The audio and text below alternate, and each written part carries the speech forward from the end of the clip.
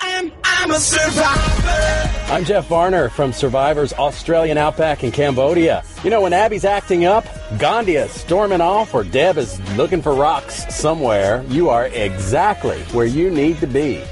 Oh my God, this is delicious. Who needs food when you've got Dwaine and David? This is Survivor Talk with D&D. So if you feel me, put your hands in there.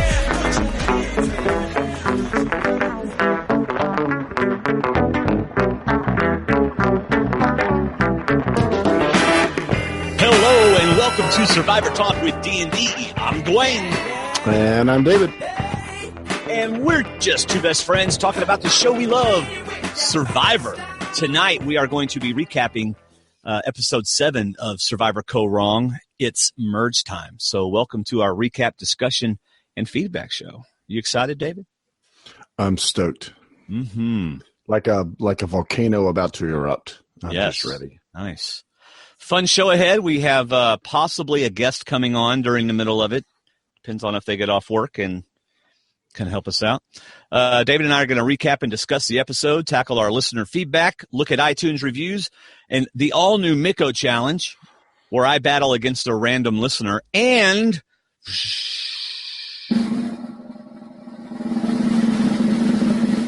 Pondering Ponderosa.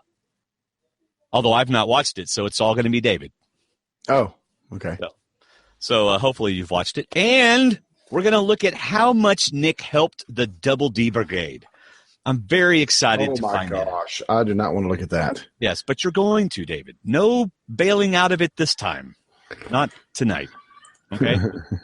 So let's go ahead and draw the name for the Miko Challenge so that whoever it is doesn't have to, wait an hour and a half and then go, oh, great, I didn't get called.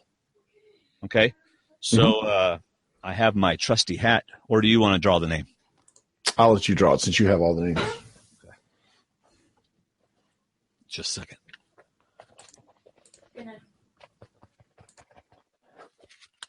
Will Dennison.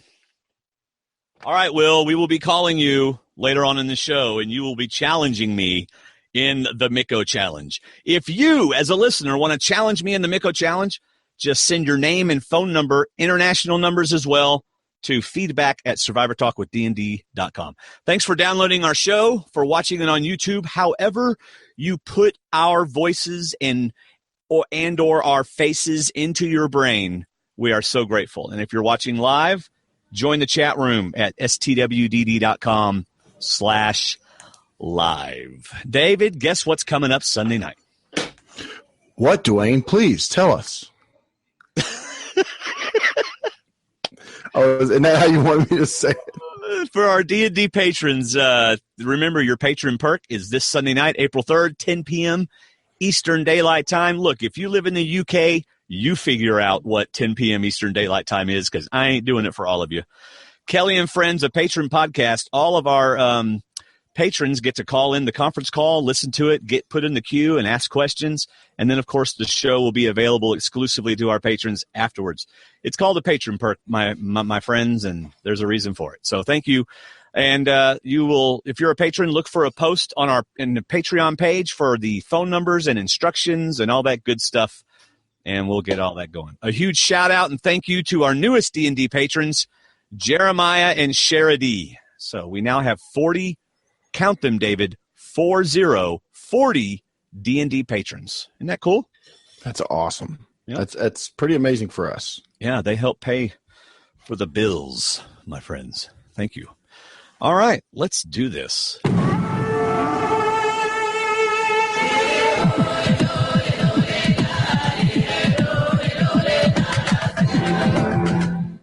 All right. So much for that having a 5-second fade out. I might need to change that. Can you hear that helicopter in the background going to pick me up? No. Do you have a Hold on. Just a second.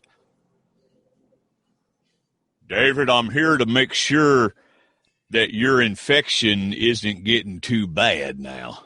Was it Keith or was it Dr. Rupert that showed up on the island? It was Dr. Rupert, but Dr. Rupert's now back in the States, and he's here to examine all infectious materials that might or might not be on your body. So spread those legs, my friend. I can't decide if I'm listening to the words or to the fact that you're not doing an Australian accent like I'm Dr. sorry. Rupert was. Oh, okay. I need you to, spread your legs so I can check the infection, please. That's not. Haven't you not learned anything from our listeners that comment? By the way, since we have now reached one of our goals on the Patreon page, if David can remember the song, because I'm not going to do it if he doesn't, I'm supposed to write a parody and sing it with my Owsie hat on. Oh, it's David is the champion. It's the We Are the Champions, but David is the champion. But I think you should write a parody about this season. We got to get you inspired to write a parody about this season. Well, something needs to happen. So it did. We got enough Patreons to do it. We have enough Patreons? Patrons. Why are there two different words? Because Patreon is the website, and the people that support us through Patreon are called patrons. Like when you go to the movie theater, you are a patron of that movie theater.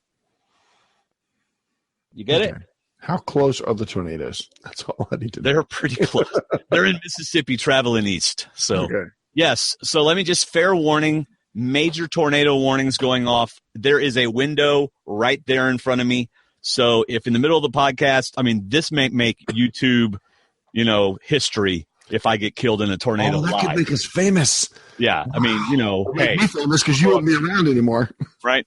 But but there's tornadoes, the tornado siren will go off, and of course Mike Kaôh will hear it because he heard a train that's 5 miles away from me one night. I wonder if he heard my helicopter. I don't know. Oh, that's right, he did, didn't he? He goes, do you have a train that goes by? And then I went, I don't know. And then next thing I know, he's sent me a list of the trains, and this is the exact train and what time it came by, and that's the one he heard on our podcast. That's awesome. I love Mike. He's awesome. Y'all, it is merge time. Initial thoughts. I'll do mine first because you did yours last time. Okay. Infection equals bad. Yes. Yeah. Is that your only one? No. Nick gave me so many points for the double D grade that I now like Nick. Oh, my gosh. And lastly, Nick gets everyone to talk to him. What the heck? Maybe he is the king of all Survivor players.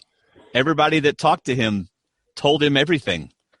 If I was up by 100, I think Nick and Aubrey and Michelle got you all the way back up to at least a tie score. Wait to see the points later on tonight. But I'm going to have to open up my other laptop, which is noisy, to get the points. So, I don't care. But I'll do it later. Yeah, I'm going to do it closer to the time. Yeah. So, all right. Oh, by the way, those in the chat room, am I synced now? Because, another thing I want to tell you about Mike Kaôh is Mike Kaôh spent time researching, going back and watching all our YouTube videos and figuring out when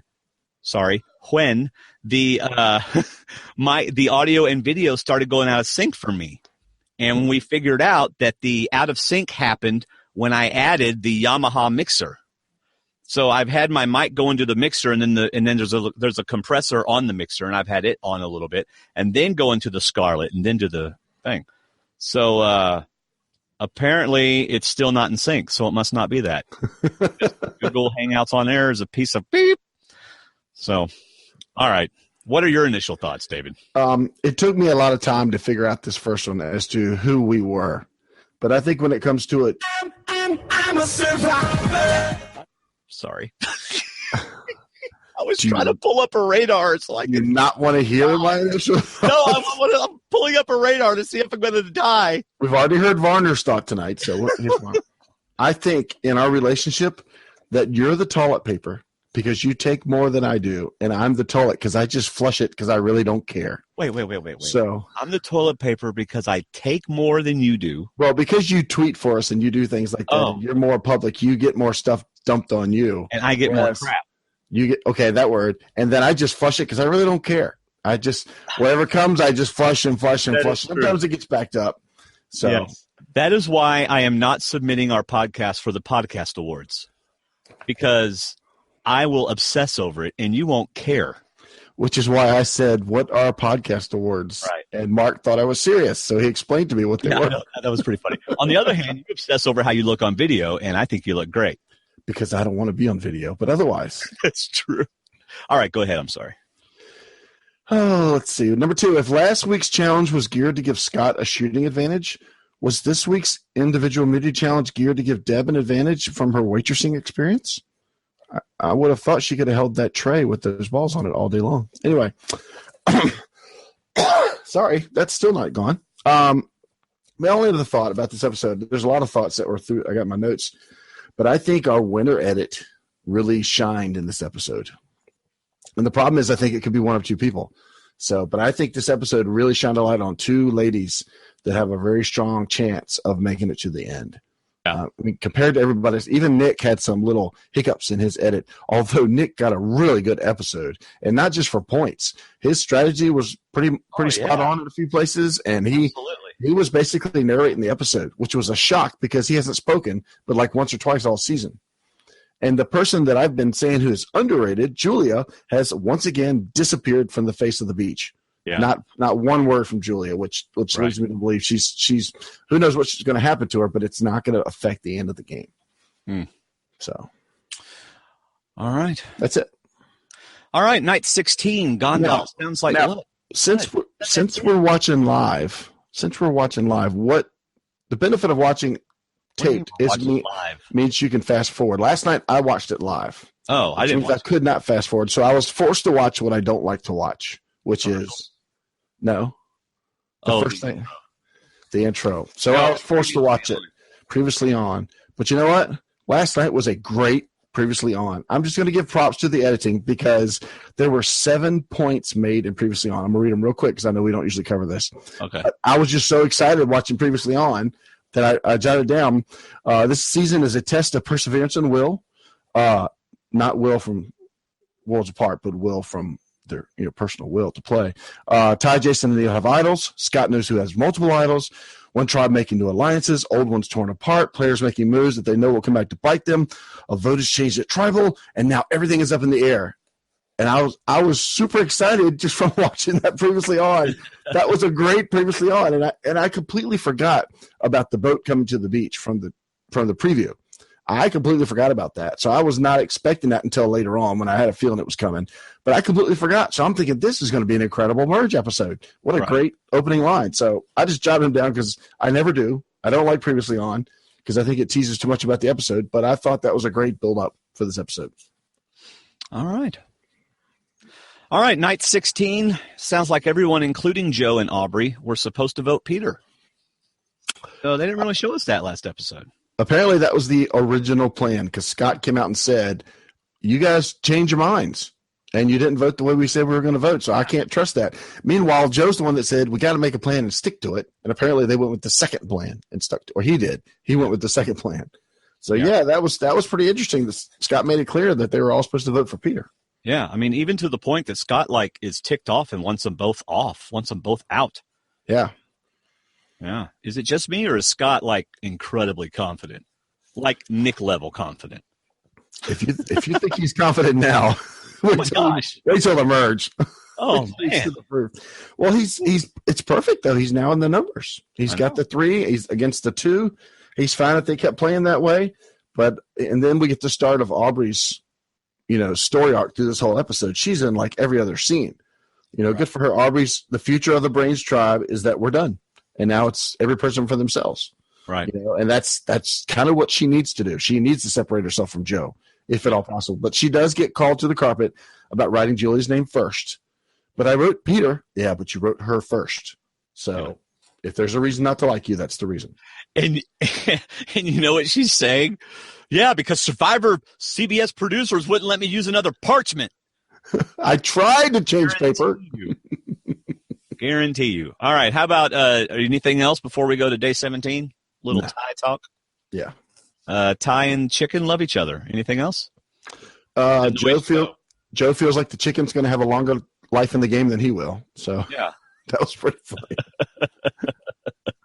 Morning after. All right. Then we move over to Chandlo.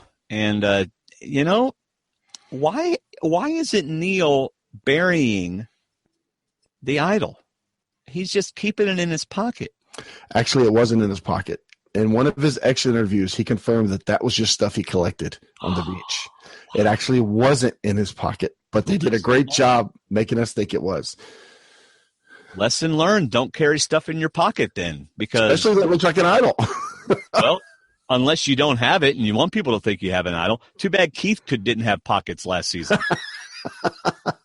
Keith could have stuffed some shells in his pocket and fooled everybody. I think he held it in his hand, tried to cover it up, and nobody still believed him. Wow. But I think it's pretty cool. He's out there fishing by hand. No poles or stick. He's just trying to grab fish. Yeah. But good on Sydney though to be paying attention. Yeah. And we get another confident person, Jason. I'm pleased as punch right now, and I hold all the power. Well, it's good to hold an idol. It's even better to know who else has an idol. So he's right that they know. He's just wrong as to where it is on his cargo pocket. Will says, David, your hat and T-shirt are in differing comic universes, and it's very distracting. I'm doing that to help my buddy so that he has a chance during the Miko Challenge tonight. Oh, okay. All right. So here comes. Thank you for noticing. Here comes a boat with a note. Little Dr. Seuss there for you. And of course they're gonna merge. And Debbie's like, people want to be pulled in. I'm playing the offense. So we get a little preview of what's going to happen later on in the episode of how offensive, how on the offense Debbie's going to play. And we also get Michelle, to me, has a big confessional moment in that she's happy to make the merge. Everybody wants that, but she was in a good spot now with Chandlo before the merge, and she's unsure what's going to happen on the other side. So her future is unknown. I mean, her and then Debbie got a big confessional, which you just mentioned. So that was, to me, I always listen for the first confessionals once the boat shows up, once the merge hits, because on the other side we also get good confessionals. Yep. All right, it's time for merge. Are you having trouble paying attention? You seem distracted. Well, over on my other screen is a radar of the huge storms coming to my house. Okay. Did you invite them, or are they just coming unannounced? I did not invite them. No. Aubrey has new life, she says. Once they merge, she's not as nervous anymore. No, this is exactly what she needs. It's the opposite of Michelle. She was in a bad spot. She knew she was in trouble. She was going to have to play hard to get away from Joe to save herself, and this is exactly what she needs. Yeah. She was worried about separating from Joe, a brain, and now she sees Deb and Neil, and it's a new life. Her family's back together, and she's got opportunities. Yep. Is it just me, or was there more alcohol at this merge than there has been recently? Seems like this is the first alcohol we've seen in quite a while. Yeah, I don't remember. Because they had Julia on there, and usually when they have someone that's underage, they don't have as much alcohol. Do we need to call someone? Well, it's been a year, so it's probably out of her system by now. They figure she's in college. I'm not worried about her drinking it. I'm surprised that they had more alcohol, but it apparently did its work. Yeah, I like Ty gets the first confessional. He points out that Scott is his only ally because if they figure out that he was part of Anna leaving, that's good. He's gotten somebody. He said, "Well, it's kind of logical though because he knows about my idol, so I kind of have to trust him." Yeah, you kind of have to trust him now. And then we get Deb, who seems to always have a bottle in her hand during this whole feast. Even afterwards, reveals to Nick that, she hopes they can still cuddle, even though they're now a big family instead of a small family. That's all she wanted. And, so. Yeah. I love Jason's comeback. Jason looks at Ty. That was great. That was great. And then we get the start of the Nick show. Well, hold on. Before you go ahead. Am I the only one who was looking for little slips of paper in the bottles?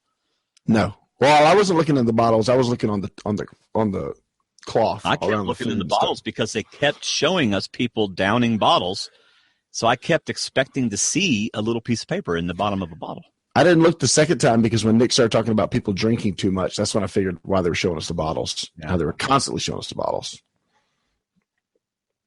All right, so go on with the Nick show, David. We get Nick's narration starting, how he says, I'm just listening here, and I'm kind of realizing that the Brawns are going to be arrogant.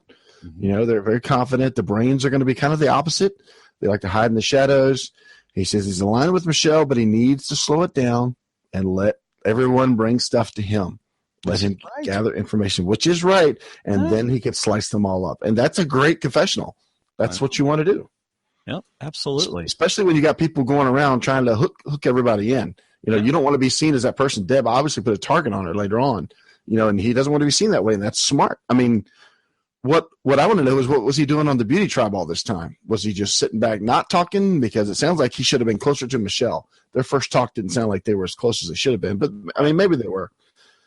So, but a good confessional from Nick, the start of many. I thought so. I mean, it's like they haven't been showing us this, Nick. Right. So Debbie confirms with Aubrey that brains are all together, like toilet paper and toilets. Yeah. And she mentions Joe, so I guess Aubrey's got to let Joe back in because she was ready to separate from him. But now that it's 4-4-3, I guess they got to be back strong together. Yeah. Nick talking to beauties, Aubrey a deal, and they tell him stuff.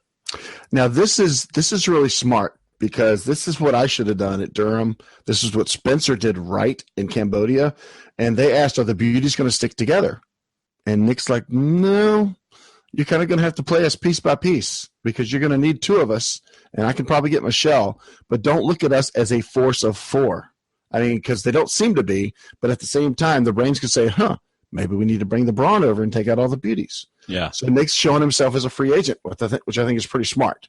You know, he's one person and he can work on another person. So if we get Nick, we have the possibility of having Michelle because the four of us might not be able to get Michelle, but Nick can probably get Michelle. So that's another good play I thought he did. Right. He didn't show himself as part of a big alliance. Right. He's alone, and I'll do what I can do to get the numbers. And, yeah, they were just open to telling Nick whatever they wanted to tell him. Let's just tell Nick. It's like Nick wore a shirt that said, "I'm a producer. It's okay." Because then he goes to Brawn, and they tell him a whole bunch of stuff. It's like he said, "Look, I'm out of the game already, so just tell me what you want to tell me. I'm a confessional person. I take confessionals. Tell me what's going on in the game." And they did. Yeah. I mean, Jason and Scott even tell him about Neil and Ty's idol. In the next scene. I know. It's like Nick's going, "Wow, this is really happening? Nice." That's what he was saying. I wonder if there was too much alcohol, in which the producers are going, "Yeah, baby, because we like all this information getting shared. It just mixes the pot." And Nick's like, "Thank you guys so much. I'm still not sure what I'm going to do, but I can really use that information. Thank you." That's right. All right. Anything else before we get to the next day on the new Dara tribe or Dara tribe? Or? Let's see. Well, last notes are Nick feels that they're sharing too much. Like you said about Ty's idol, and I love Nick saying another good line from Nick. This should be worth 2 confessional points. Nick says that Jason and Scott's overconfidence will blind them to a blind side. You know, he's just. I keep getting reminders that we're going to be starting the. Yes, I know. Yeah. Thank you for that. Our podcast is starting in 30 minutes, David. But so, and I got other texts for other reasons. But anyway, that's it. No, I got everything. Nick's just writing a good resume to start blindsiding in this season. It's really good. All right. So then we have day 18. It's the Dara tribe, which I believe post some extra scenes. This was Joe's name. Yeah. Joe wanted to contribute something this season, and he found out the Cambodian name for star is Dara. So that's where it came from. They said there's really some limitations and rules on what they can use for words and stuff. Yeah, so Joe came right out. He knew that he could probably get away with a simple word like that, so he offered it. They took it, simple and easy, and they ran with it. Interesting. So someone suggests a name like Nincompoop, and production goes, "No, it ain't happening." Jason probably said, "What about Team Beard?" And they said, "No." Jason suggested STWDD because he likes our show. And they said, "Who is that?" And no. First they said no, then they said, "And who is that?" By the way, who is that? What is that? I wonder how many of these players now, because we've been on the air long enough that I bet some of the current players have, I mean, maybe not a ton of them, but some of them may have heard our show before they've gone on. I know Dan Foley had, right, before he played. And so I'm just wondering how many of them, do we get talked about out there on the island? I know that Kelly did before she went on Cambodia. Yes. But that was kind of obvious. She's been on the show. We had asked Kelly specifically, please bring us up as much as possible. No, I'm just kidding. Please take our T-shirts with you, do whatever. See if they'll let you bring the T-shirt with you. Yeah. Which, by the way, I'm wearing underneath. Oh, okay. Cool. All right. Let's see. Where are we? Oh, Neil shows Aubrey his volcano. And that's not as dirty as it sounds. That scene seemed like it took like 3 seconds and then jumped. Was that? Yeah. It didn't go any further. Hey, look at this horrible thing, and then it's to set us up. So many of you already know, if you read the exit interviews, which are very informative, that this is day 18. On day 15, it started as a pimple on his knee. It wasn't a cut or anything from a challenge. It just started as a bump. And I want to say it was, I'm not sure which day it was, but they did lance it one time to drain it. Pimple. Yeah. Well, it turned into that. It was just a matter of days. No soap, no disinfectant, nothing to clean it with. So they did lance it one time to try and clean it out, but it just didn't get any better. Wow. That is unfortunate. Yes. Yeah. Good thing it wasn't on his face. That would have been really awkward. Uncamera friendly. Yeah. I mean, some of them do have them. Scott, I think, either has one here or up here. And it's. I have advice for you. Mm-hmm. If you're ever just, cruising around YouTube and you're done watching car crash compilations and epic fail videos. Compilations? Did you say compilations? Compilations. It's compilations. Or you say potato, I say potato. Let me have one word correction on you since you have 12 on too many on me. You just did. And you're done watching that. Do not, I stress, do not look up popping a pimple, because just don't. Just fair warning, don't do it. Okay. And he was already on antibiotics. You will throw up. They'd already given them to him. Oh, had they? And it just did not work. Yeah. All right. So Debbie plays super aggressive with Ty. And I'm wondering, does she not see Ty's body language? Because she's very aggressive. Very aggressive. Did I say she was aggressive? She was aggressive. There's still a bottle floating around this morning. Because later on she hands it to Nick. So there's still a bottle out there somewhere being drunk from that's not a water bottle. So I don't know. Why? I don't want to say that, but she seems so calm and confident. It's obvious that she had been up, but Ty's like, he blinked his eyes open and she's right there. Yeah. Ready to talk to him. And then she's like, okay, deal. And he's like, okay. And then in front of Ty, all of a sudden he's not there. We got him. He's in. I'm thinking, you're talking about me? Yeah.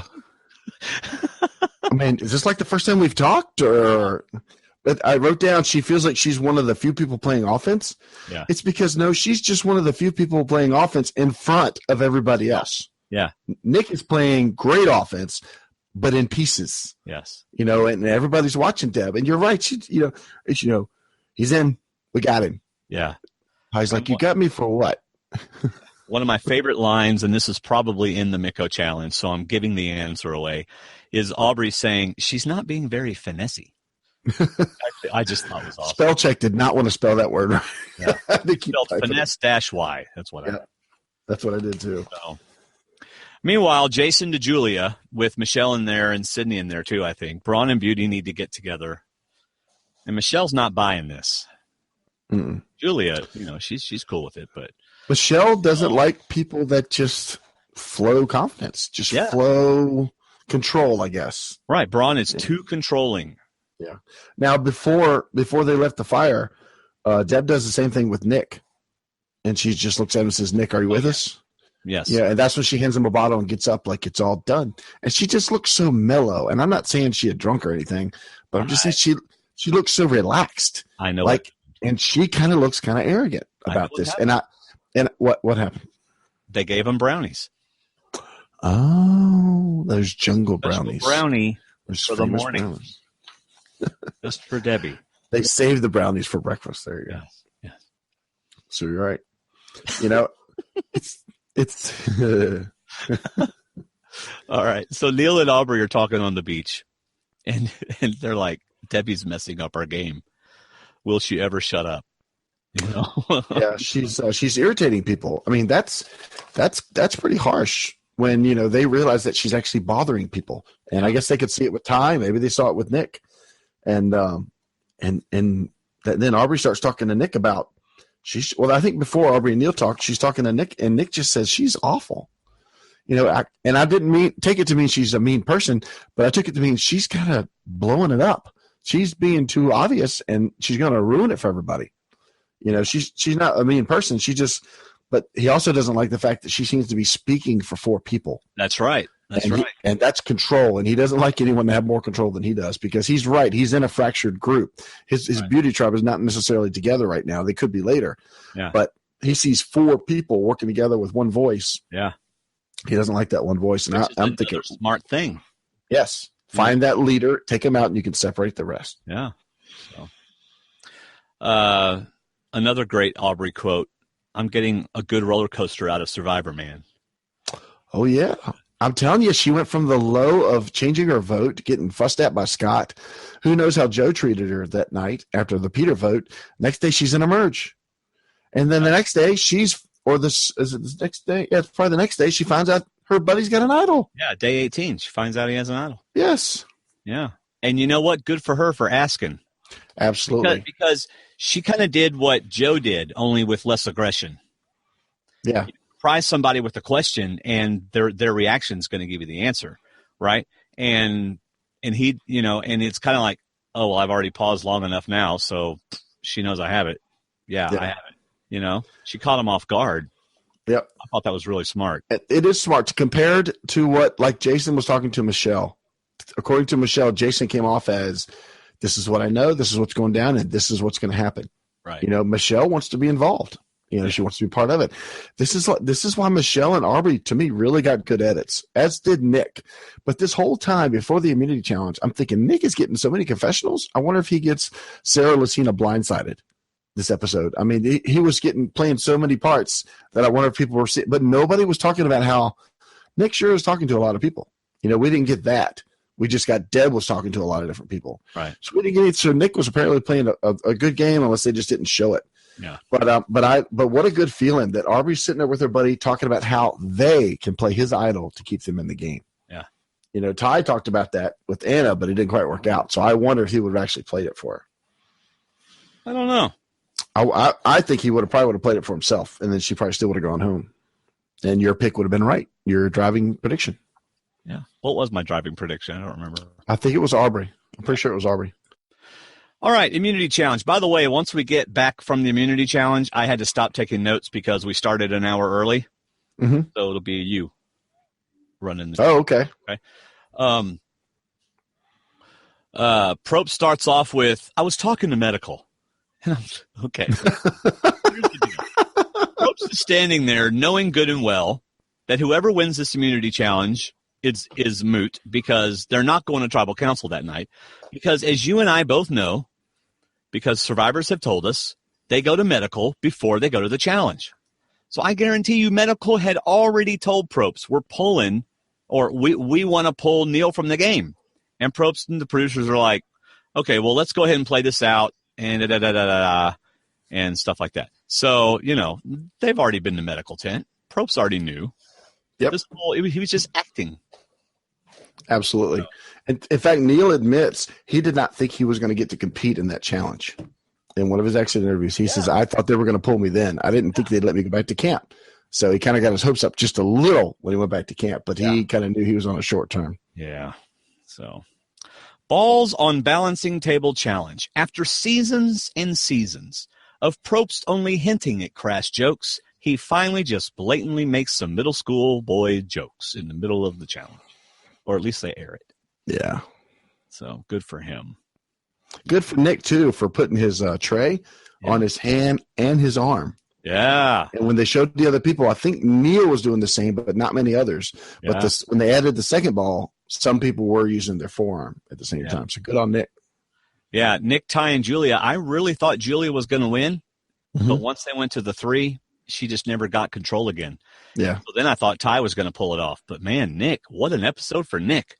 Exactly. I can't believe how many points he got. I bet he set a record for points. If he'd have had an idol, he'd have blown it out of the water. Yeah. All right. Anything else about that? We get a Neil confessional. Yeah, he says it now. It comes down to the 4 brains against the Brawn bullies. Yeah. And it's like, okay, so Beauty is splintered in this episode. I think the preview for next week makes it seem different, but Beauty's up for grabs. They're the free agents. So it's Brawn against the brains. Yeah. All right. So day 19. Why don't you go ahead and take us from here? The first thing I wrote down is we finally, Nick and Michelle will finally get a tribal, 19 days, and now it's not 19 days. It's even longer. But they're the last two to go to tribal, and of course I get a cough, right when I'm supposed to start talking. But Nick says after this vote, the dominoes are going to fall, and things will be obvious. So this is an extremely important vote because you're going to have half the tribe mad at you for not going with them. Right. And things are going to change. And so Nick talks to Jason and Scott. I think he basically says it's 7-4. So confirming, and Aubrey would be the one to go. He completely agrees with them. And I loved his confessional here. Again, Jason and Scott are overconfident. When everyone feels safe is when you do your damage. Right. Well, what he's saying is, I'm leaning towards the Brawn. This was the whole gist of his quote. And I loved it, just like you did. I'm leaning towards them, but man, they're so confident. Now's when you strike. Right? Yep. I'm liking Nick more and more. They're finally showing us the quality of play that they haven't been showing us. Yep. We'll never know if he might have flipped it, but I think he stays with Aubrey this vote, and the next vote he possibly does something. Yeah. Well, and then Neil adds to this when he's talking to with Nick and Joe about how Jason and Scott, man, if we keep them in the game, they're going to win challenges and stuff. You know? Because remember, Neil's strategy before the game was, I'm not going to be winning challenges until it benefits me to win them. So his whole, I'm telling you, I think Neil could have won this thing. But Neil's whole strategy was that, and this was playing right into it. These guys are challenge beasts. We're not, Yep.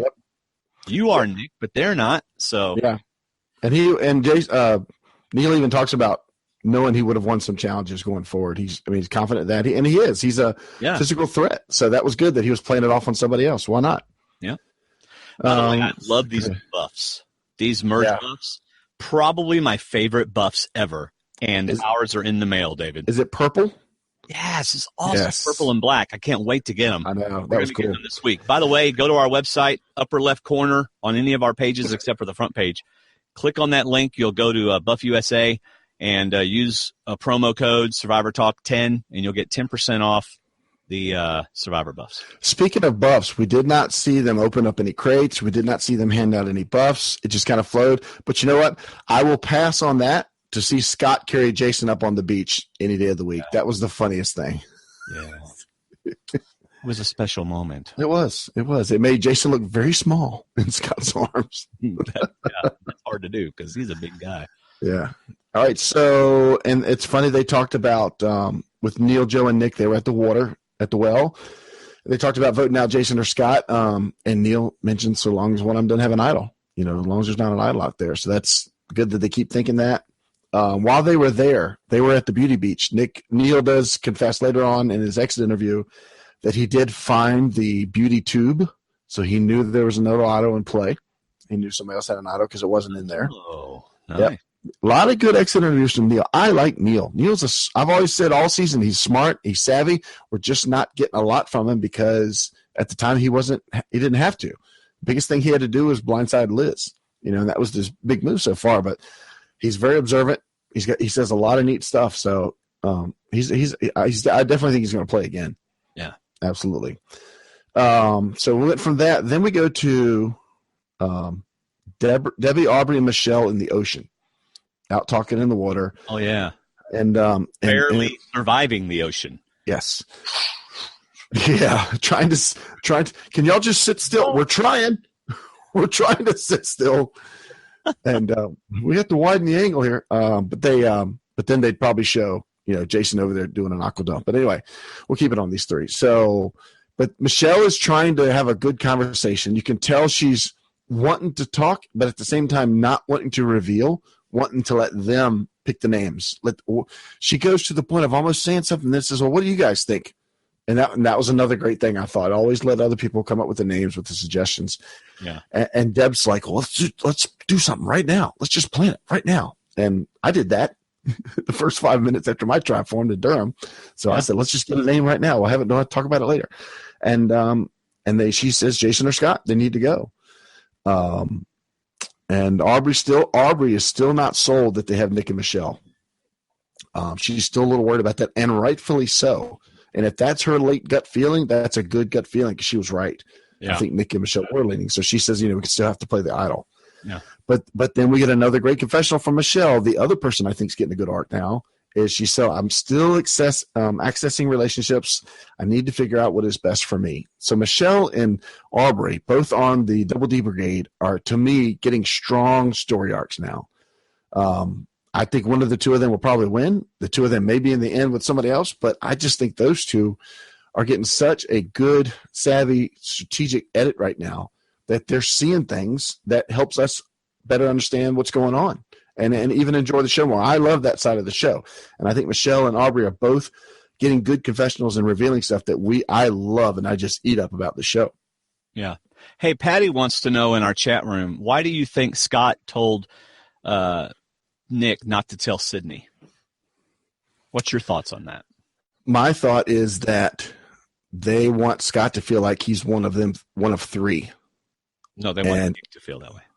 Yeah, they want Nick, yes, thank you, to feel that way. They don't want him to feel like he's one of four. Because if you're one of four, you're number four.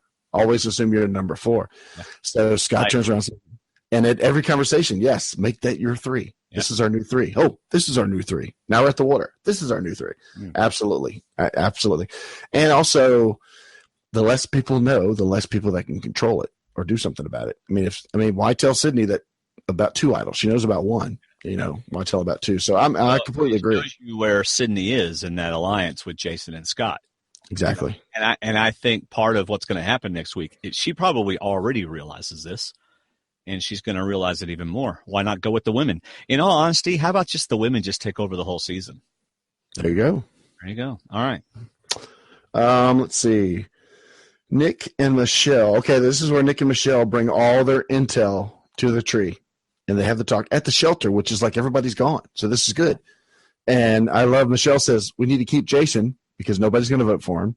We need to keep Scott because he's got money from basketball. Nobody's going to give him the money. Keep them around because they won't get any votes, and go with Brawn and vote out Aubrey. And Nick likes this because Nick feels like he can manipulate the Brawns. Yeah. And that's good thinking. That's right. You need to manipulate people. Yep. But I'm sitting there thinking, Michelle's going, yeah, I need to keep Jason and Scott. So eventually I'll get rid of you, but I need to keep Jason and Scott so I can get to the end with those two and then I can win. So, excuse me. But, Nick also gives the words of death as in we're in the swing position, which some people say and suddenly get voted out for being in the wrong spot. Yeah. So that's all I have until the boat shows up. All right, let's talk about that. Of course, we know this is all a show. This is Probst and production going, okay, well, we still want to have an episode, and we want to run this challenge, and so why not just play it off because it's not this. They were going to medevac him in the medical tent. Well, they're not going to show that. So they just kind of built the drama here with acting like they want to see people. Absolutely. Like I said, he didn't think he'd go back to camp. He had already packed his stuff. Well, tell me some of the stuff Neil said, because I've been on a college visit day all day long and haven't seen anything. A lot of that, most of it's on our Facebook page, but he's been worried for days. What? I haven't been able to see. No, I'm telling the listeners go to our Facebook page. In our Facebook group, yes. Oh, you do that all the time. I'm just kidding. But anyway, he's been waiting. I think he's been waiting for this medevac. He knew it wasn't getting better. The antibiotics weren't working. His knee was erupting. It seemed like often, and it just wasn't getting better. And he packed his stuff. I want to say before that immunity challenge, knowing that they would probably pull him, because Probst even mentions after Caleb, these people were getting medically checked before and after every challenge. Right. So. Like you said, I was joking this morning. We were talking to Andy and Steve, and I said, you know what? Here's the conversation at the medical tent after the immunity challenge. Hey, did you see Neil? Yeah, he's not good. And Probst says, really? That bad? And they're like, yeah, he's infected. It's near his joint. He's going to have to come out. Oh, man, yeah. All right, well, I'll tell you what. Let's get who's available? Well, Dr. Rupert's available. All right, we'll get a boat ready. Get all the cameras out there. Instead of 4 cameras, we're going to have 8. And we're going to have this big make sure they're all spread out on the beach. Somehow spread their chairs out. Make sure they're all spread out on the beach when we pull up. And then we'll just go up there and we'll look at everybody. We'll do like we're doing at medical. And then suddenly we'll say, Neil, let's look at you. Yeah. So, and it's funny when they're going through people. I like watching old war movies. I like the history of it and the story of it. And one of my favorites is The Great Escape. And when they're on the train trying to get out of Germany or wherever they are at the time, but they're trying to get out, they're on the train with their fake papers. And the Gestapo comes through and starts asking everybody for papers. And one of the escapees either doesn't have papers or his papers are bad, but he does not want to get checked. And the look on his face was, they're coming and I don't want to be seen. They're coming and I don't want to be seen. And that's the look that Neil had. Yeah. Because Neil knew he was gone. He knew that they were coming for him. Okay. It was just a matter of time. And they were just doing checkups on everybody else. So that begs the question then. He knows he's going home.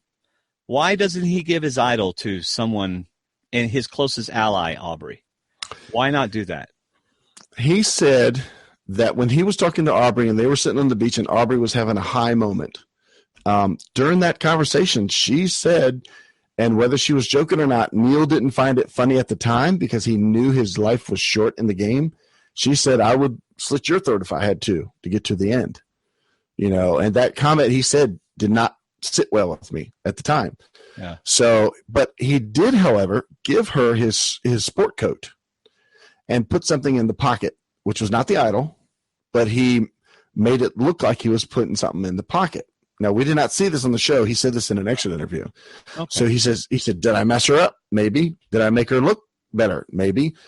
But he said it was in the moment. He said if he thought about it, he might do it different next time. But you know what? Him leaving saved her because he knew that she was a target.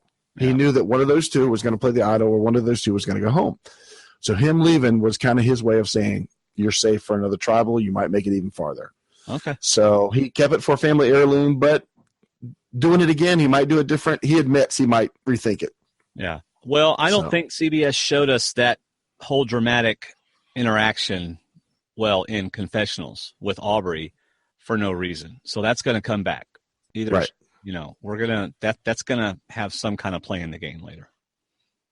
And they didn't show the coat thing, so I think it's going to play in the game where she's in trouble. Yeah, absolutely. So, all right. Anything else before we move on? Yeah. I want to read real quick. Sorry. Got to find the group. Mike K posted Aubrey's final. She had the last confessional. Okay. And it was really good. She said, I didn't think I'd be crying this much on Survivor, but there have been ups and downs. And right when I thought we were going to get some traction under us, my biggest ally is out of the game. You know, and like I said, first episode, second day, she had a bad day. Neil was already planning his resume on what to say. He wanted to take Aubrey to the end. He was going to talk about how she was struggling the first couple of days. You know, he wanted to take that and use that against her. She talks about Neil being gone. She's got this thing on her leg now. And there's no way the beauties joined the brains because they just lost somebody. The idol went home with Neil. But Survivor is a path you've paved your way by yourself. It's like going on the Oregon Trail and down the hills. Sometimes you get dysentery and die. You have to pave your own way. And, I mean, if that's not a person get to the end quote, then I'm not sure what is, because her and Michelle had a lot, and Nick too, had a lot of good confessionals tonight. And I'm telling you, you probably scored 110 points on this little bitty episode. I know. By the way, if you're just joining us, we're about 5 minutes till our normal starting time. We started an hour early because there's tornadoes coming my way. So we wanted to hopefully get it all on the air, preferably not me dying on the air, but getting the show done before the tornadoes come. So, or before my power goes out. So the episode ends, and I'll admit I was a little disappointed because so much was built up. So much work was done before this medevac for this episode. And it worked out for the folks that were going to vote out Aubrey or Neil anyway, because Neil left. Aubrey's now alone. You hear the tornado warning? No. There's a tornado warning going on. Yeah, I should be in a basement, but that's okay. Oh, good. Okay. Well, let me keep going. So, but I kind of felt deflated in the sense when it ended and we got nothing from it. But at the same time, I still loved it because so much now. I love the merge. I love when all these people come, and I love Nick working so hard. I love Deb working so hard in front of everybody. But at the same time, I think Aubrey's chances just went up because she's not seen anymore as the girl with Neil. She's now seen as Aubrey. Right. And I think she's not going to be targeted as quick. Now they're either going to have to go after Deb. They're going to go after Nick because he won immunity. You know, I mean, things are going to shift. I don't think Aubrey is not going to be at the bottom of my rankings. Why are you smiling so Because much? I'm nervous. There's a tornado warning going off, and I'm listening to it. I'm going to bring up my laptop so we can do these points. We might do it out of order before we get to the feedback or whatever. I just want to get this. Well, I want to bring up the laptop. Oh, okay. Well, meanwhile, let me do this real quick. Hello. Where am I? Hey guys, this is Jennifer, and I just wanted to steal a moment during my favorite podcast to remind you to use D&D's Amazon link when you shop at Amazon. Not only do you get everything you need at Amazon, you're also helping D&D continue their great podcasts. So always use www.stwdd.com/Amazon when you start your shopping, or make it even easier and just use their links on their website and the D&D Facebook group. That's all I wanted to say. Now back to more D&D. All right. I tell you what, while you're getting your ground thing. why don't you get a flashlight just in case? So I'm going to mute while you're reading the first feedback so you don't hear I'm going to mute. You don't hear the laptop running. From Emily. All right, just a second. It's merge time. Emily from Finland. Hi, D&D. Hopefully you both feel fine after being sick for so long. The episode was expected when Neil got evacuated because I really liked him. David, did you edit this? I did some, yes. Okay, all right. Because sometimes when people from Finland or other places, not just Finland, but, you know, English isn't their first language, sometimes we have to adjust it so that it sounds, you know, like... Yes, we're not picking on Finland at all. Yeah, we're not picking on Finland. Not at all. All right, here we go. The episode was expected when Neil got evacuated because I really liked him. Sure, I predicted that he would be evacuated, but I would have preferred the person not to be him. I won't be doing a long feedback because I don't feel like it, but it's the least that I can do for your podcast. Thank you. Brains. Actually, it's not the least you can do. There's this thing called Patreon. Anyway. Brains. I think that the brains will be good swing votes if the editors overplayed the, quote, next time on, unquote, with the Brawns breaking up. Beauty, they also seem to be in a good position. If either side doesn't target them, I'll be amazed. Bronze. If the Brawn Alliance breaks up, I think that Storm will come out and then be voted out. It was interesting to see Debbie's winner's edit take a tumble as she was shown to play badly, which is never a good sign for a winner. Now I would like to talk about Neil. I really hope that he comes back because the way that he went out was unfair. In his day after video, he mentioned multiple times about having a second chance, which I hope he gets along with Caleb. Troy, season 24, Ken, season 18, Ian, season 10, Sean, season 4, and Greg, season 1. And if you are saying that he won't be getting second chance because he was boring, it was because of the edit. They could have made him look like a really good player, but because he was the medevac, he didn't get the edit that he deserved. Predictions. Sydney will get voted out and Ty wins immunity. This was your friend from Finland. I'll hear you guys later. Nakalim. Oh, wait. Nakamilin. Whatever. Nakamin. Oh, well. Do you guys still even know what that means? I could be saying something really bad, like listen to other podcasts or vote for Trump. I don't want to get political, but I'm just saying. ... Thank you, Emily. I wonder if it's Nakimine. I doubt it's Nakimine. I doubt it's that. Nakimine. No, I didn't say it with that type of an accent. Let's see. Audio. All right, here we go. Audio. This is Miriam, a.k.a. Vader Girl. Hi, David and Dwaine. This is Mir.I.am, a.k.a. Vader Girl, also known as Miriam. Thanks for all you guys do. Love you guys so much. I have a question. Really enjoyed last night's episode. I was very, very sad to see Ice Cream Man go, Neil. Very sad to see anybody go out like that.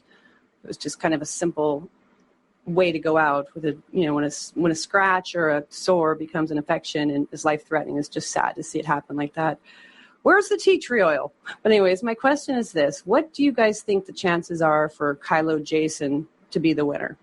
Do you think he's getting a winner's edit? Although he is somewhat being labeled by Probst and others as a bully, I do think he is still getting a winner's edit, a la Russell Hantz, who he said was the only person to ever play the game correctly, though Russell didn't win. I'm wondering if Jason's going to be our winner. And I just think that he's somewhat got a winner's edit because they keep including the fact that he has 2 daughters, he's been in the military, and he's got, he does a lot of work with autism awareness. So what is your guys' thoughts? My fantasy team is slowly being depleted with Neil now gone also. And one of my only hopes here is Kylo Jason. Come on, Vader's fantasy team. Love you guys. Thanks for all you do. Bye-bye. Yay. Good job, Mir I Am. What do you think of Jason's chances of winning?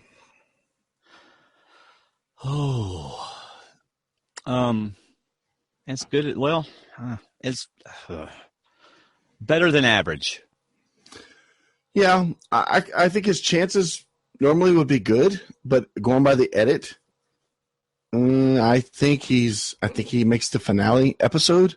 I'm just not sure he makes the finale. Okay. I don't know. Everybody keeps talking about blindsiding him. Everybody keeps targeting him, even though he keeps making it by.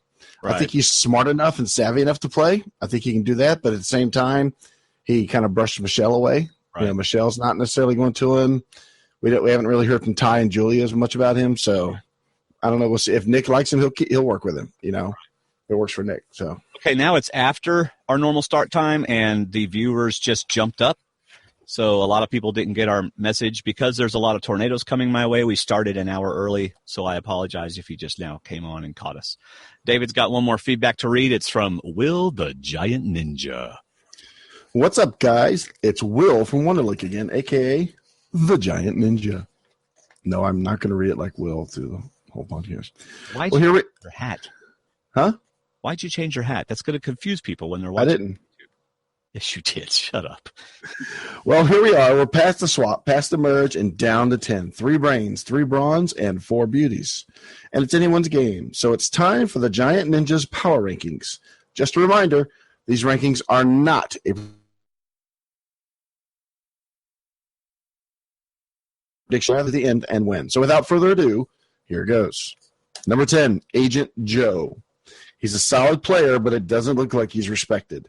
And to play the old school, no pun intended, game that he's trying to play, being respected by the other players is a must. I could see folks, and that's all I have. Do you have the feedback document in front of you? What? Yeah. What does it say after it says player is a must? I could see folks aligning with him for the sake of using his vote, but I simply can't see anyone voting for him at the end. Jeffra. Okay. I got it from there. Number 9, Jeffra or Julia. Ty and Scott were completely ready to dump Julia last week to save themselves. Nick has no strong allegiance to her. Her only real ally in the game seems to be Michelle. And this week we learned that Michelle and Nick are closer than Michelle and Julia. Julia is a floater. She needs to keep herself in the majority and not rock the boat. But unless she makes a few big moves and gets credit for them, she's not going to win. Number 8, Little Debbie. I love Debbie, but she's not winning this game. We learned that this week. Unless she's sitting with Julia or Joe somehow, because everyone else beats her. Everyone else. Hey, David, look. I saw that. All that red, it's coming right at. See that little blue dot? Yeah. It's going to be a fun. Oh, yeah. Okay. Number 7, Just in the Nick of Time. 2 weeks ago, I thought Nick was a dead man walking. By the way, that is this Sunday, the finale of The Walking Dead. But anyway, we will still do our patron podcast. But last week and last night, he started showing us why he was cast. Yes, he's still egotistical, and he's way too eager to control Michelle. But Nick is sociable and a very strong challenge threat. If he stays in the numbers and manages not to be the biggest threat, he could survive for a while. On the other hand, he could see himself as the best challenge competitor left and find himself voted out because of that. Number 6, do you like scary movies? Sydney. I have to admit that I'm going outside the edit on this one. I'm still very concerned about Sydney's other personalities, Storm and Rebecca. She keeps it at bay so far, but if the crazy comes out, Sydney's a goner. Number 5, Aubrey does not look like Fred Flintstone, David. I would love to put Aubrey higher. So, for the record, that tweet was not about, or that post was not about Aubrey looking like Fred Flintstone. It was about her top looking like Fred Flintstone's top. And, in fact, Aubrey loved it. So, there you go. I was not saying she looks like Fred. She was one of my very favorite players left in the game. She would have been voted out this week but for Neil's medevac. But that was only because everyone thought Neil had an idol. With Neil out of the game, Aubrey is not as big a threat to the majority, and she's able to work with just about anyone. If she can manufacture a new coalition of bottom feeders, Aubrey can do some serious damage in this game, and the edit is suggesting that she may be a major player from here on out. I hope so. 4, yes, it's a real bow tie. Ty beats anyone in this game if he's sitting there at the end, which is why he won't be sitting there at the end. Number 3, he's not that big, Scott. Scott is what Uncle Cliffy would have been if Cliff had understood the game. He's what Jeff Kent would have been if Kent hadn't been so fixated on Pinner. Scott is a huge physical threat, no pun intended, and he's likely to be targeted by the silent majority when he's not immune. But if he can get himself to the end, he might win on likability, especially if he's there with Jason. Number 2, Michelle Ma Bell. I can't read that. What does that say? I don't read Spanish, and you're looking at radars. So number 2, what does that say for number 2? Oh, I'm sorry. Hold on. You're listening to the radar now. Dude, lightning just struck 2 miles from my house. Michelle Ma Bell sont des mots qui vont très bien ensemble. Just like the Beatles song, Michelle is appealing and quirky and uncontroversial. She's nobody's absolute favorite, but she's everybody's second or third favorite. She's able to work with anybody going forward. She's likable, she's not a threat, and she'll get jury votes no matter who she's up against, if she gets there. Number 1, Kylo, Jason's dog, the bounty hunter. Love him or hate him, and I love him, Jason is in the best spot right now. He needs to keep his egotism to the confessionals, which was a problem for him this week, and stay...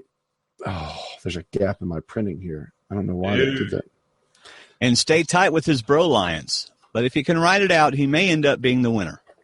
And we started hearing the bully word thrown around this week. Okay, when they were on the Brawn Beach, we really didn't see Jason picking on anyone other than Alicia. If he starts picking on more people but overcomes that to win the game, that may explain why Jeff was seemingly down on this season. Maybe. Well, that's all I've got. Do you think I'm right? Or am I way off? Let me know on Twitter. Later, he doesn't want us to respond. He wants other people to respond on Twitter. That's all right. And you can respond to him at the Giant Ninja. That's right.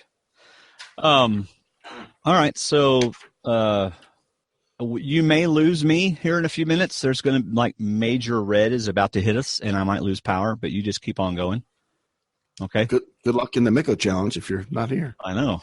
That'll be you won't be able to call them because I won't have Will either. It's all done on my end. So anyway, all right. So it is time for You write them. We read them. iTunes reviews. Yes, we have an iTunes review this week. It's from MJD Nam. Gave us 5 stars and titled the review "Not Just Two Best Friends." This is a great review, David. Dwaine and David have a fantastic ability to bring you into their friendship. They build our show as just two best friends talking about Survivor, but it's more than that. They make friends with our audience. It feels more like you're laughing with friends than listening to someone else's conversation, and it's fantastic. I love this podcast, and I think you will too, unquote. What a great feedback. Thank you so much. Leave us an iTunes review, and we'll read it because iTunes reviews make us feel good, and it helps people on iTunes find us. You write them. We read them. iTunes reviews. Pondering Ponderosa. Because it's all about us feeling good. That's what we want to feel. It's all about us feeling good, and that's what it's all about. David, how about we postpone Pondering Ponderosa till next week? I think it's a great idea. All right. So let's talk about, first of all, you and Colton do a weekly power ranking on our website. Mm-hmm. Did you catch up with them this week? No, he gained more points on me. Oh, nice. Because he was unsure. He has not had a good read on Neil all season. So he just couldn't rank him very high. And I had Neil up because it was idle, and I thought he's a smart player. So he picked up 4 or 5 more points on me. All right. All right, my friends, here we go. The Mitcode Challenge, an ongoing battle of memory power and observation skills between the two Ds of Survivor podcasting, David and Dwaine. Now, mates, chivvy along. I'm off to see a man about a dog.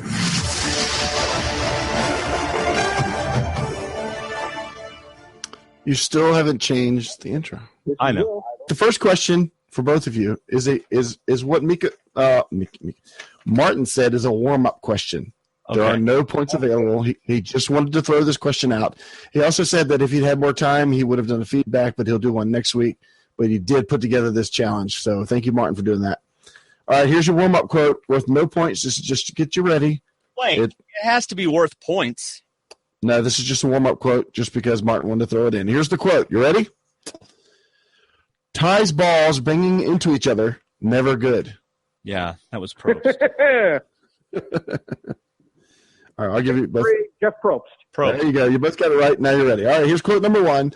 Will, when you're ready, you give your answer. Dwayne's going to write his down. All right, here we go. We didn't know you made house calls. That's quote number 1. We didn't know you made house calls. All right, I have my answer. I know that was on the beach when the boat came up, and I don't remember who said it. I'm going to say it was Neil. I'm going to say it was Debbie. And the point goes to Will. It was Neil.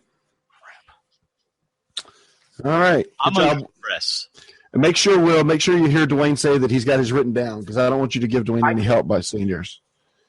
I can't hear Dwayne at all. Okay, so I will let you know when Dwayne has said that. So we'll fix that later. Don't. And he doesn't get a point. That's right. Quote number 2. Quote number 2. I made the Survivor merge. That's crazy. So that's quote number 2. I'll tell you when Dwayne has got his written down. Well, several people said that. Oh, several people did, but only one person said, I made the Survivor merge. That's crazy. So don't say it yet, Will. Okay, he has his written down. Will, what is your answer? Michelle Mybell. You are exactly right. Dwayne's was Scott. His was wrong. Michelle said it. Scott said it. Debbie said it. Just say Scott did not say it's crazy. Shut Scott up. said other things. Michelle said it as she's sitting in front of the tree. Yeah, whatever. Okay. Quote number 3. That's not very pleasant. Quote number 3 is that's not very pleasant. Dwayne is searching the pages to find a name because he still doesn't know everybody's name. So once he has that ready. All right, you got it ready? Yes. All right, who said that, Will? I have no idea, so I'll say Ty. The doctor said it. The Dr. Rupert did say it. Dwayne gets a point. Will does not get a point. Our score after 3 quotes. Our score is Will 2, Dwayne 1. Yes. We go to quote number 4.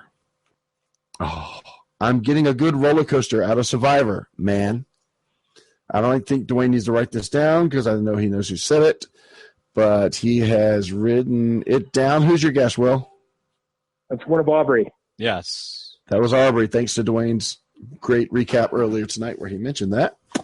And we go to number 5. The score is 3-2, Will. Quote number 5. Screw everybody else. This is our game. Quote number 5. Screw everybody else. This is our game. I have my answer. All right. Dwayne is ready. What do you got, Will? Wow, I do not remember that at all. How about Scott? Okay. That's what I said, Scott. He said Scott, and you're both wrong. It was Nick. Oh, it was Nick. Let's see. Hey, gummit. All right. Quote number 6. Quote number 6. Tighter than ever. Salt and pepper, ebony and ivory, toilet paper, and toilet. Yeah. Oh, gosh. You both even need to write this down. Yeah. Go ahead, Will. Tough one. I got it. Debbie. That would be Debbie. That would be correct. Would you hit, Dwayne? Debbie. Okay. You're going to tell him I got it right? Yes, the score is 4-3. Dwayne also got it right. All right. Quote number 7. Quote number 7. He wants it, man. Quote number 7 is, he wants it, man. He wants it, man. He wants it, comma, man. Hold on. Just a second. What are you doing, Dwayne? Don't be cheating. That ain't cheating. Hold on. Well, D&amp said that a couple of seasons ago. I guarantee you, D&amp is not the answer for this. I have my answer. So Dwayne's ready. What do you say, Will? Michelle. Crap. That's what I said. Michelle. Yeah, Dwayne has Michelle, and you're both wrong. It was Joe talking to Ty about the chicken. Oh, he yeah. wants that food. Yeah. All right. So now we finished the 7 quotes. We go into the 3 questions, and the score is Will 4, Dwayne 3. All right, here are our 3 questions. For each correct answer for question number 8, you get 1 point. Unfortunately, it's only 1 at the max. Okay. All right. All right, Will, you can give your answer whenever you're ready. Because I didn't hear the question. Can you do the question, please? Oh, you didn't hear the question. What is the name of the merged tribe? Oh, that was a competitor from Survivor Pearl Islands. Was it Rupert? No, it was Dara. Dara. Yes. Dwayne also got it right. Will is at 5-4. She's also one of my soccer players for about 10 years. And I'm sure that's why Joe did that. It is. It's exactly why. Number 9. Quote number 9. 1 point max. Martin, what happened to all the multiple point questions? I don't know. All right, here's the tough one. Who dropped out number 6 at the immunity challenge? Who finished in 6th? Who dropped out 6th? So 5 people dropped out, and then this person. All right, I got my answer. This is question number 9. I have my answer. 4, 5. Yes. So who dropped out in number 6? After 5 people already dropped out, who dropped out in the immunity challenge? What's your guess, Will? Who wasn't that person? It was not. I'll say Michelle. It was Sydney. Will says Michelle. Dwayne says Sydney. You're both wrong. Dwayne, you're off by 1. And Will, you're off by 2. Joe was off first, then Debbie, then Jason, all at 1 ball. And then after 2 balls, Michelle went, then Neil, then Scott as the 6th person, and then Sydney. So the score, 1 question left. The score is Will 5, Dwayne 4, and this is our final question. It is also worth 1 point. All right, here we go. What name did Neil give his knee injury? Mount St. Neil. All right. Dwayne is finishing his as Will gave his too fast. Mount St. Neil. What is that you marked out, Will? Nostromo. What is that? I said Mount St. Neil. Put that ballot up there again. What did you mark out first? Volcano something? That was what I was thinking before I realized it was Mount St. Neil. Before you heard Will say. Got it right, and he won by 1 point. Although I get there's a bonus. There is a bonus question, yes. All right, here we go. Bonus question. Bonus question. Which team in the NHL qualified first for the playoffs because of their victory total? Which team this season in the NHL qualified first for the playoffs because of their massive victory total? Wow. So one team has so many victories, they've already qualified for the playoffs. Can I answer, or do I have to wait for Dwayne to catch up? Dwayne is writing down. I have my answer. Go ahead, Will. The much hated Washington Capitals. Oh, I put Red Wings because I didn't know. Okay, Will still won because that is correct. Much hated. Not in this house, baby. That's the Caps. I mean, I'm not the biggest hockey fan in the world, but we do like the Caps. But I do like watching hockey. I mean, I could watch anybody play hockey, but we are Caps fans here. So, tell Will, thank you.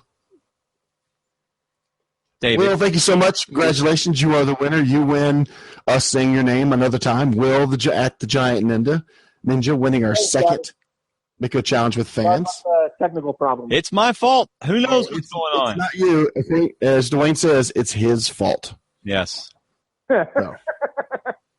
Later, guys. Thanks, Will. All right, so before we close out of this, Rion, who's usually in our chat room, He's not able to watch tonight live, but he did have a comment. He messaged me. He wanted us to discuss, and I'll share it real quick. When the tribe was getting picked up by the boat to go to merge and was given 5 minutes, we know in previous seasons survivors bury their idols away from camp. What excuse do you think would be okay so you could leave to get your idol? I'm aware it didn't happen this week, but it could have. And according to Twitter, the bulge in Neil's pocket was not the idol, right? We talked about that. But string he found at the beach. So what excuse would you use to run during those 5 minutes to get your idol? You just talked about earlier why carry it in your pocket. What would you do? Would you put it in your bag or would you bury it? I'd bury it because they can look in my bag. Right. Neil even admitted he was seconds away from going through Jason's bag one time when Jason came back to camp. Yeah. So he would have found Jason's idol. So you would bury it. So what excuse would you use to go run and get it? Yeah. I gotta go bathroom, or I buried something and want to go get it.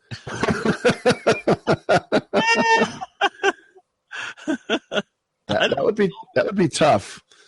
I like your other Batman hat better. That one just is really got to be the ugliest hat in the history of the world. I know. I love it because it pulls down. Oh, it's just the ugliest hat ever, David. Oh, it's the face. Come on. All right. That hat scares my dogs. I got to admit. All right. So let's do the power rankings. Not the power rankings, but the D&D Survivor Challenge. Let's do our scores because I'm about to get hit with a bunch of storms. So let's go ahead and do our scores. Yes. I have them up, and I'm ready. All right. Here we go. Let's see. Oh, hold on. Live from the tornado warning, it's D&D. Thank you, Tolly. Let's see that one. Where's the other one? All right. Unfortunately, Neil did not break the point barrier. Nick. Neil did get you a lot of points. Yeah. I know I don't want you to hear this, but I'm trying not to get the machine too close. I'm down to like 4 people. Me, Kelly, and Colton are down to 4 players left, and they, of course, are Jason, Ty, Joe, and Debbie. Jason got 20 points this week. Ty got 8. Joe somehow got 3 because he started the episode, and Debbie got 9. All right. Then we go to wait. How many points did y'all get total? Oh, we got a total of 40 points. 40 points. Good show, mate. Our lowest point total to date. Good show, mate. All right, then we go to the Double D Brigade. Michelle only picked up 7 points. Yeah. Seems odd with as many confessionals she got, but she got 7 points. Mm-hmm. Neil, on his way out, picked up 17 points. Thank you, Neil. Neil. Julia, who did not speak a word, who actually just showed up for the episode, got 1 point. Thank you, Julia, for showing up and being there. Sydney also showed up, and I think she may have said something, but she got 3. 3 points. Way to go. All right. Scott did have a couple confessionals. He got 11 points. 11 points. Thank you. Aubrey, with her awesomeness, picked up 17 points. Who was that? Aubrey, with all her confessionals. Way to go, Aubrey. 17 points. And if she had that idol, she'd pick up a few more. I know. And then Nick, the new leader of the Double D Brigade with this point total, picked up 31 points. Way to go. I thought it'd be more. All right, so how many total points did the Double D Brigade? I guess a lot of his confessionals rolled over to the next one. Yeah, probably. Because of that gap. Your total for this week, mine was 40. Yours was 87. Ah, so I didn't pass you up yet, but You got more points than me than total points I got altogether. So, as it stands, after week 7, the Double D Brigade has 528 points. Yes. Thrice as Nice has 548 points. Wait. Double D has how many? 528. So we're only 20 points behind you. And you have two more people than we do. You have 6 players left in the game. It always, you can start off strong, but if you don't finish, it ain't worth it. So I'm finishing strong, baby, and I'm going to kick your Batman-looking hat. We need more Double D Brigade people to leave the game in the same episode all at once with no points whatsoever. Right. So, or else I need the winner. And I have a feeling I do not have the winner on my side. I have the feeling the winner is in the Double D Brigade. All right. Unfortunately. So, Well, thank you so much, everybody, for being part of the show tonight. Sorry for some of the technical difficulties, although I probably edited them out, so it's okay. I do promise you that the Patreon podcast is going to work because we tested it with Mike K, and it will work. All right? So there you go. Anyway, if you like our show, please take the extra click and shop Amazon using our links on our website and our Facebook group. Join the Facebook group, stwdd.com/Facebook. Every purchase you make on Amazon helps and doesn't cost you a cent more. And yes, I am an Amazon affiliate, so thank you that. You can get even more D&D by joining our Always Family Facebook group. Hey, I just said that. Follow us on Twitter at Survivor_Talk. And check out our Patreon page. For as little as $2 a month or $1 a month, you can be a D&D patron. And we do this little thing called the D&D Extra. And it's a video we record on Sunday night or Monday night. And it's basically, we'll talk about, like this week, we'll talk about what's going to happen on episode 8. It'll be a little 10 to 15 minute thing. And then we also just kind of talk about stuff. That's for $2 patrons and above. It's only $2, y'all. That's less than a Monster drink, or whatever you want, and you really help us out. So thanks for tuning in, sharing our show with others, subscribing on iTunes, leaving iTunes reviews, Stitcher, and YouTube. We finally passed 700 subscribers on YouTube. Woohoo! By the way, I just posted a new song. I finished a 3rd song. If you're interested in the songs I've been writing, they're on the same YouTube, which is Dwaine Stroud, and they're under songwriting, I think, or personal songs or something like that, if you want to listen to them. So, all right. Thank you, everybody in the chat room. Thank you, David. You have anything else, David? I did my once-a-month tweet today, and I think I picked up like 12 followers. I'm over 300 followers now, and they'll soon find out there's no reason to really follow me. Yeah. But still, thank you for that. I appreciate that. I did my one tweet for the month. I'm good. I waited until the last day, last 2 days to do it. But but another great episode from another good season. Yeah. I'm sorry that Neil left. We will see Neil again. I'm with you immediately on that. He'll be back. And I think Dwaine agrees, and he'll be back for something. But still another really, really good episode. So glad Nick finally got in the fold. We got to hear from him. And I can't wait for the rest of the season. Yeah. So excellent job, y'all. Thank you for being part of the show. See you later. See ya.